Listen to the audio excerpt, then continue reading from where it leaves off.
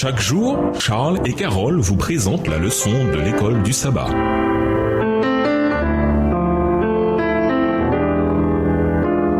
Bienvenue à votre émission Dieu nous parle. Nous voilà à la leçon de dimanche, la parole vivante de Dieu. Les paroles les plus importantes sont souvent les dernières qu'une personne prononce. Moïse, l'auteur des 5 premiers livres fondateurs de la Bible, entonne juste avant sa mort un chant au peuple de Dieu. Deutéronome 31, verset 30 à Deutéronome 32, verset 43. Lisons Deutéronome 32, les versets 45 à 47. Comment Moïse décrit-il la parole de Dieu et sa puissance dans la vie des Hébreux sur le point d'entrer en terre promise? Deutéronome 32, versets 45 à 47. Lorsque Moïse eut achevé de prononcer toutes ces paroles devant tout Israël, il leur dit: Prenez à cœur toutes les paroles que je vous conjure aujourd'hui de recommander à vos enfants, afin qu'ils observent et mettent en pratique toutes les paroles de cette loi. Car ce n'est pas une chose sans importance pour vous, c'est votre vie, et c'est par là que vous prolongerez vos jours dans le pays dont vous aurez la possession, après avoir passé le Jourdain. Parmi les dernières paroles de Moïse, on trouve une puissante exhortation. En établissant le cœur du peuple sur les paroles que Dieu a prononcées à travers lui, Moïse veut insister sur le fait qu'ils doivent rester focalisés sur Dieu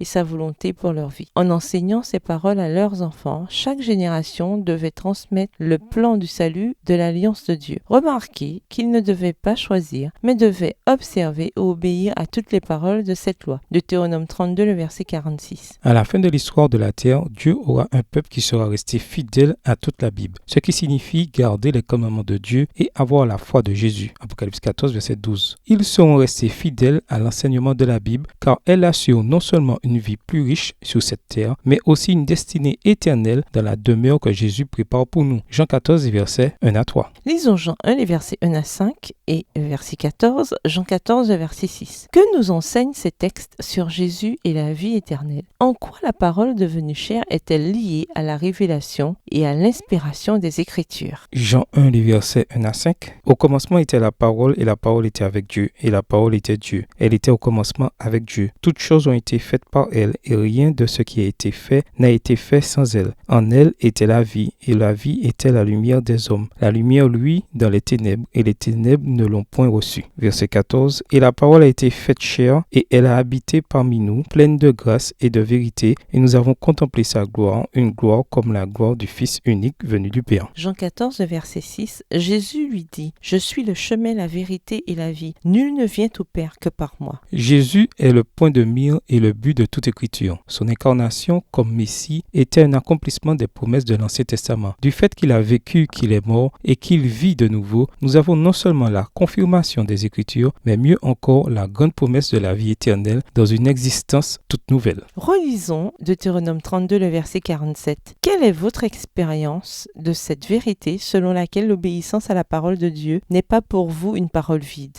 Pourquoi la foi en Dieu et l'obéissance à sa parole ne sont-elles jamais vaines? Deutéronome 32, verset 47. Car ce n'est pas une chose sans importance pour vous, c'est votre vie, et c'est par là que vous prolongerez vos jours dans le pays dont vous aurez la possession après avoir passé le Jourdain. Au revoir. Et à demain si Dieu veut.